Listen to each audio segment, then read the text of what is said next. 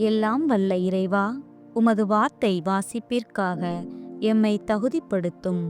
பரிசுத்த ஆவியே, ஒளியினால் எங்கள் மனதை நிரப்பி உண்மையை அறியச் செய்யும். இன்று வாசிக்கும் இறை வார்த்தையை நாங்கள் ஆழமாக உள்வாங்கவும், இயேசுவின் வார்த்தைகளை பின்பற்றவும் தேவையான ஞானத்தை தந்தருளும். தந்தை, மகன், தூய ஆவியின் பெயராலே ஆமென். முதல் வாசகம். இறைவன் தம் மக்களை தேற்றுகிறார். இறைவாக்கினர் எசாயா நூலிலிருந்து வாசகம். அதிகாரம் 40, இறை திருவசனங்கள் 1 முதல் 11 வரை. ஆறுதல் கூறுங்கள், என் மக்களுக்கு கனிமொழி கூறுங்கள் என்கிறார் உங்கள் கடவுள். எருசலேமிடம் இனிமையாய் பேசி உரத்த குரலில் அவளுக்குச் சொல்லுங்கள், அவள் போராட்டம் நின்றுவிட்டது, அவள் குற்றம் மன்னிக்கப்பட்டது. அவள் தன் பாவங்கள் அனைத்திற்காகவும் ஆண்டவர் கையில் 2 மடங்கு தண்டனை பெற்றுவிட்டாள். குரலொலி ஒன்று முழங்குகின்றது. பாலை நிலத்தில் ஆண்டவருக்காக வழியை ஆயத்தமாக்குங்கள். பால் நிலத்தில் நம் கடவுளுக்காக நெடுஞ்சாலை ஒன்றை சீராக்குங்கள்.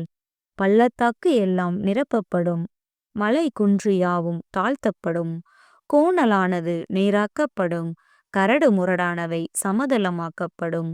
ஆண்டவரின் மாட்சி வெளிப்படுத்தப்படும். மானிடர் அனைவரும் ஒருங்கே இதை காண்பர். ஆண்டவர் தாமே இதை மொழிந்தார். உரக்கக் கூறு என்றது ஒரு குரல்.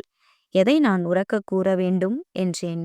மானிடர் அனைவரும் புல்லே ஆவர், அவர்களின் மேன்மை வயல்வெளி பூவே. ஆண்டவரின் ஆவி இறங்கி வரவே புல் உலர்ந்து போம், பூ வதங்கி விழும். உண்மையில் மானிடர் புல்லே ஆவர், புல் உலர்ந்து போம், பூ வதங்கி விழும். நம் ஆண்டவரின் வார்த்தையோ என்றென்றும் நிலைத்திருக்கும். சீயோனே, நற்செய்தி தருபவளே, உயர்மலை மேல் நின்று கொள். எருசலேமே, நற்செய்தி உரைப்பவளே, உன் குரலை எழுப்பு. அஞ்சாதே, இதோ உன் கடவுள் என்று யூதா நகர்களிடம் முழங்கு. இதோ என் தலைவராகிய ஆண்டவர் ஆற்றலுடன் வருகின்றார். அவர் ஆற்றலோடு ஆட்சி புரிய இருக்கிறார். அவர் தம் வெற்றி பரிசை தம்முடன் எடுத்து வருகின்றார். அவர் வென்றவை அவர் முன் செல்கின்றன. ஆயனை போல் தம் மந்தையை அவர் மேய்ப்பார். ஆட்டுக்குட்டிகளை தம் கையால் ஒன்று சேர்ப்பார். அவற்றை தம் தோளில் தூக்கிச் சுமப்பார். சினை ஆடுகளை கவனத்துடன் நடத்திச் செல்வார். இது ஆண்டவரின் அருள்வாக்கு. இறைவா, உமக்கு நன்றி. பதிலுரை பாடல். பல்லவி. இதோ நம் கடவுள் ஆற்றலுடன் வருகின்றார். இதோ நம் கடவுள் ஆற்றலுடன் வருகின்றார். ஆண்டவருக்கு புதியதொரு பாடல் பாடுங்கள். உலகெங்கும் வாழ்வோரே, ஆண்டவரை போற்றி பாடுங்கள்.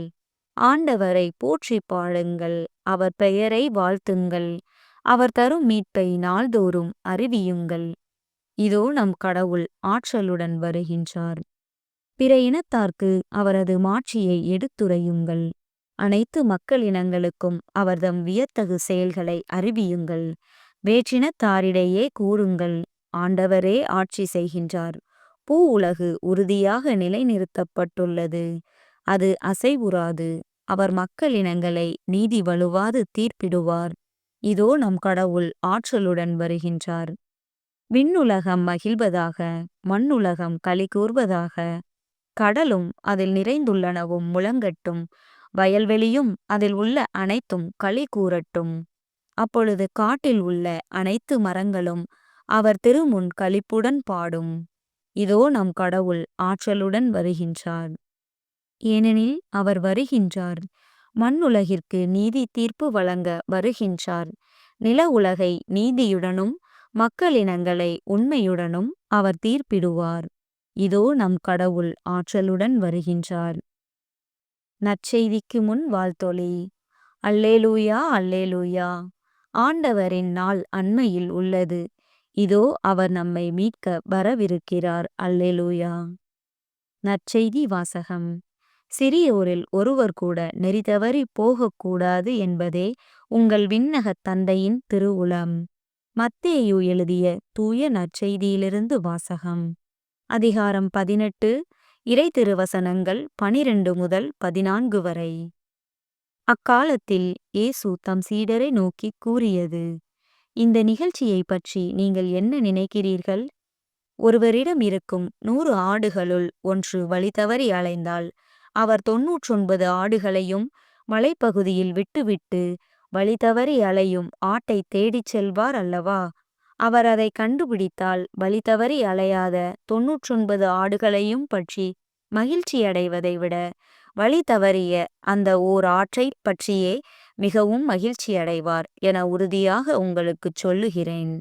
அவ்வாறே இச்சிறியோரில் ஒருவர் கூட நெறி தவறிப் போகக்கூடாது என்பதே உங்கள் விண்ணகத் தந்தையின் திருவுளம். இது ஆண்டவரின் அருள்வாக்கு. கிறிஸ்துவே உமக்குப் புகழ்.